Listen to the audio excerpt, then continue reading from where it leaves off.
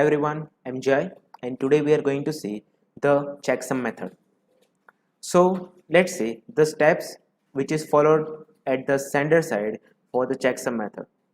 In the checksum method, whatever data the sender is interested to send, first of all the sender will divide the data into segment.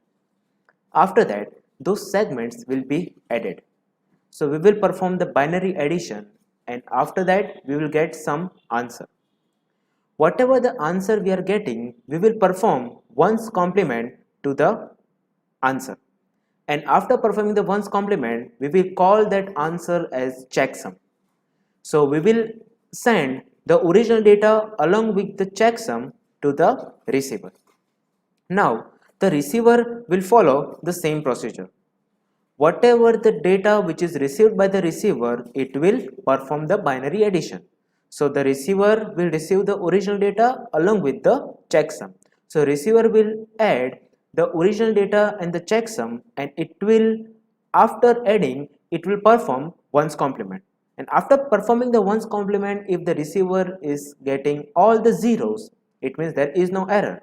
But if we are getting any ones or we are getting any answer apart from 0, it means there is some error. Now let's see by example. Right now we are interested to send 28-bit data. Now before sending any data, the sender will divide the data into segment.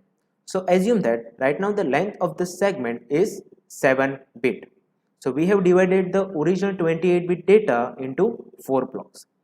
After that, the sender will arrange the data into table form. After arranging, it will perform the binary addition. Now, whatever the answer we are getting after performing the binary addition, the sender will perform ones complement to the answer. And whatever we are getting after performing the ones complement, that segment will be called as checksum. Okay, so you can see that the sender has sent the 4 blocks which is the original data along with the checksum. How we got the checksum? By performing the binary addition, and the whatever answer we are getting, we will perform the ones complement. So that thing is checksum. The sender will send these blocks. The receiver will receive this block and it will perform the binary addition. After performing the binary addition of these 5 blocks, the receiver will perform ones complement to the answer, and if in the answer all the zeros the receiver is getting, it means there is no error, and if we are getting any number apart from 0, it means there will be some error. Now let's see one example in which some error is present. Again the same example, we want to send 28-bit of data. The sender will divide this data into segment. Assume that the length of the segment is 7-bit. So sender will arrange that data into segment and it will perform the binary addition. After performing the binary addition of this 4 segment, the sender will perform the complement. That complement is called as the checksum.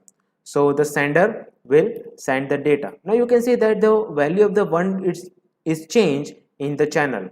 Now the receiver is following the same method. It will add this 5 segment and it will perform the ones complement to the answer, and you can see that by performing the ones complement to the answer, we are getting the number which is non-zero.